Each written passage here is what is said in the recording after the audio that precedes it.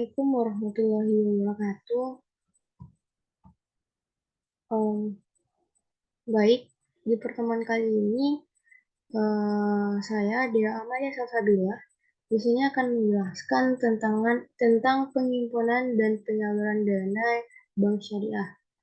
Di mana pada minggu kemarin itu kita telah membahas tentang perbankan syariah. Nah, pada penghimpunan dan penyaluran dana ini kita akan membahas yang pertama yaitu tentang penghimpunan dana. Nah, penghimpunan dana masyarakat di sini itu dapat berbentuk giro, tabungan, dan deposito. Nah, prinsip operasional syariah ini diterapkan dalam penghimpunan dana masyarakat dengan prinsip ada dua, yaitu prinsip wadiah dan prinsip mudharabah. Nah, prinsip wadiah di sini maksudnya pada bank syariah itu menerapkan yaitu wadiah yad dan manah yang diterapkan pada produk rekening giro. Wadiah dan manah ini berbeda dengan wadiah amanah. Wadiah amanah itu pada prinsipnya harta titipan tidak boleh dimanfaatkan oleh yang dititipi. Nah, sedangkan wadiah hayat dan manah itu pihak yang dititip atau bank bertanggung jawab atas keutuhan harta titipan sehingga ia boleh memanfaatkan harta titipan tersebut.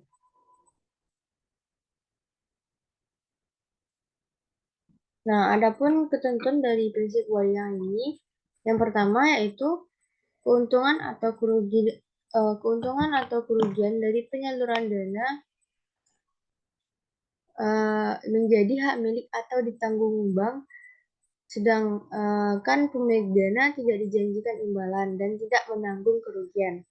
Nah, bank dimungkinkan memberikan bonus kepada pemilik dana sebagai suatu insentif untuk menarik dana masyarakat, tapi tidak boleh diperjanjikan di muka. Yang kedua, itu bank harus membuat akad pembukaan rekening yang isinya mencakup izin penyaluran dana yang disimpan dan persyaratan lain yang disepakati selama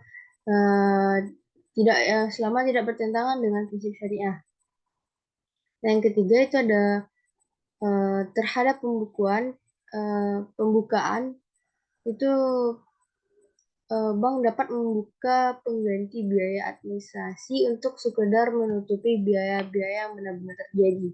Nah, yang keempat, ketentuan terakhir itu ketentuan lain yang berkaitan dengan rekening giro dan tabungan itu tetap berlaku selama tidak bertentangan dengan prinsip syariah.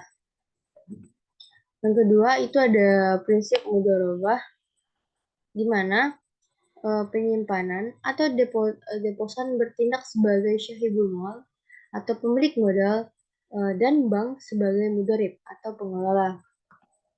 Nah, dana tersebut digunakan bank untuk melakukan murabahah atau ijarah seperti yang telah seperti yang akan saya jelaskan nantinya. Nah, dapat pula dana tersebut digunakan bank untuk melakukan mudharabah kedua. Hasil usaha ini akan dibagi hasil berdasarkan nisbah yang telah disepakati. Nah, rukun mudharabah ini terpenuhi semua. Ada mudharib, ada pemilik dana, ada usaha yang dibagi hasilkan, ada nisbah, dan ada juga ijab kabul. Nah, prinsip mudharabah ini diaplikasikan pada produk tabungan berjangka dari deposito berjangka. Nah, di sini ada dua prinsip dari mudharabah. Yang pertama itu ada mudharabah mutlakah dan mudharabah muqayyadah. Di sini mudharabah mutlakah itu dalam mudharabah mutlakah itu tidak ada pembatas bagi bank dalam menggunakan dana yang dihimpun. Nasabah tidak memberikan persyaratan kepada bank ke bisnis apa dana yang disimpannya itu hendak disalurkan atau menetapkan penggunaan akad tertentu ataupun mensyaratkan dana yang diperuntukkan bagi nasabah tertentu. Nah, pada mudharabah mutlaqah ini juga ada ketentuannya. Yang pertama, bank wajib memberitahukan kepada pemilik modal yang disembah dan tata cara pemberitahuan keuntungan dan atau pembagian keuntungan secara risiko yang dapat ditimbulkan dari penyimpanan dana. Yang kedua, itu untuk tabungan mudharabah, bank dapat memberikan buku tabungan sebagai bukti penyimpanannya. Nah, yang ketiga itu ada tabungan mudharabah dapat diambil setiap saat oleh penabung sesuai ya dengan perjanjian yang telah disepakati. Namun, nah di sini tidak diperkenakan mengalami saldo negatif. Nah, yang selanjutnya itu ada deposito mudharabah hanya dapat dicairkan sesuai dengan jangka waktu yang telah disepakati.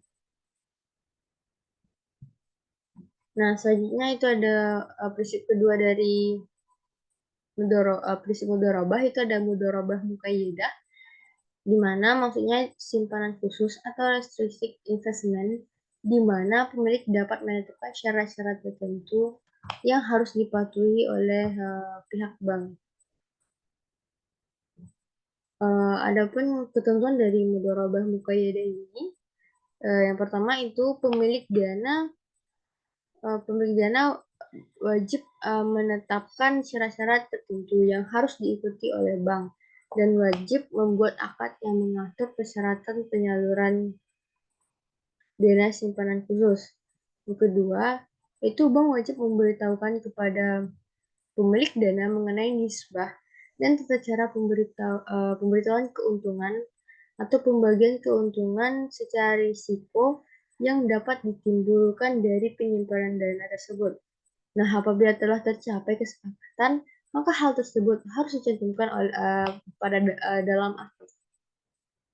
Nah, yang ketiga itu adalah sebagai tanda bukti simpanan, bank menerbitkan bukti simpanan khusus. Nah, bank wajib memisahkan dana ini dari rekening lainnya. Nah, yang keempat itu deposito mudharabah. Bank wajib memberikan sertifikat atau tanda penyimpanan atau bilet deposito kepada deposan.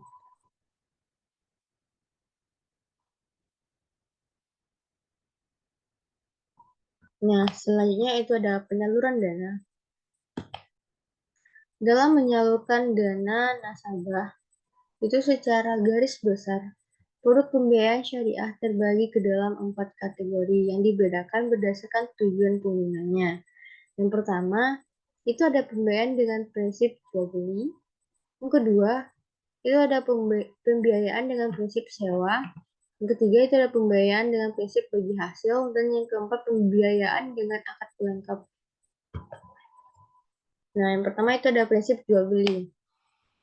Nah, prinsip jual beli ini dilaksanakan sehubungan dengan adanya perpindahan kepemilikan barang atau benda, atau biasa disebut dengan transfer of property. Tingkat keuntungan bank ditentukan di depan menjadi bagian harta atas barang yang dijual. Nah, transaksi jual beli ini dapat dibedakan berdasarkan bentuk pembayaran dan waktu penyerahan barangnya. Itu ada 3. Yang pertama itu ada murabahah. Murabahah ini lebih dikenal dengan murabahah saja. Nah, murabahah ini berasal dari kata ribu atau diartikan dengan keuntungan. Nah, bank bertindak sebagai penjual, sementara nasabah itu nasabah sebagai pembeli. Nah, harga jual itu adalah harga beli bank dari pemasok ditambah keuntungan. Yang kedua, prinsip salam. Prinsip salam ini adalah transaksi jual beli di mana barang yang diperjualbelikan belum ada. Nah, oleh sebab itu, barang yang diserahkan secara tangguh sementara pembayaran dilakukan secara tunai. Nah, bank bertindak sebagai pembeli, sementara nasabah sebagai penjual. Sekilas, transaksi ini mirip dengan jual beli ijon. Namun, dalam transaksi ini kuantitas kualitas, harga, dan waktu penyerahan barang harus ditentukan secara pasti. Nah, yang ketiga ada istisna, di mana produk istisna ini menyerupai produk salam, tapi dalam istisna pembayaran dapat dilakukan oleh bank dalam beberapa kali pada pembayaran. Ketentuan umum pembiayaan istisna ini adalah spesifikasi barang pesanan harus jelas, seperti jenis, macam ukuran, mutu, dan jumlahnya. Harga jual yang telah disepakati itu dicantumkan dalam akad istisna dan tidak boleh berubah selama berlakunya akad. Nah, jika terjadi perubahan dari kriteria pesanan dan terjadi perubahan harga setelah akad ditandatangani, seluruh biaya tambahan tetap ditanggung nasabah. Nah, yang prinsip kedua tentang penyaluran dana itu ada prinsip sewa atau jaroh, di mana transaksi jaroh ini dilandasi adanya perpindahan nafat. Jadi, pada dasarnya prinsip ijarah ini sama dengan prinsip jual beli. Namun, perbedaannya terletak pada objek transaksinya. Nah, pada akhir masa sewa, itu bank dapat saja menjual barang yang disewakannya kepada nasabah. Karena dalam perbankan syariah itu dikenal dengan ijarah atau maksudnya sewa yang diikuti dengan perpindahan kepemilikan. Nah, harga sewa dan harga jual itu disepakati pada awal perjanjian. Nah, yang ketiga ada prinsip bagi hasil yaitu atau biasa disebut dengan syirkah. Itu ada dua, pembiayaan musyarakah dan pembiayaan mudharabah. Nah, transaksi musyarakah ini dilandasi adanya keinginan para pihak yang bekerja sama untuk meningkatkan nilai aset yang mereka miliki secara bersama-sama. Nah, yang kedua itu pembiayaan mudharabah, di mana secara spesifik itu terdapat bentuk musyarakah yang populer dalam produk perbankan syariah yaitu mudharabah. Mudharabah ini adalah bentuk kerjasama antara dua atau lebih pihak di mana pemilik modal kepada pengelola atau biasa disebut dengan mudharib dengan suatu perjanjian pembagian keuntungan. Nah, bentuk ini menegaskan kerjasama dalam paduan kontribusi 100% modal kas dari sahib al-mal dan keahlian dari mudharib. Nah, sekian dari materi saya tentang penghimpunan dan penyaluran dana bank syariah. Jika ada penyampaian, jika ada kata yang salah dalam penyampaian, saya mohon maaf. Saya akhiri dengan Assalamualaikum warahmatullahi wabarakatuh.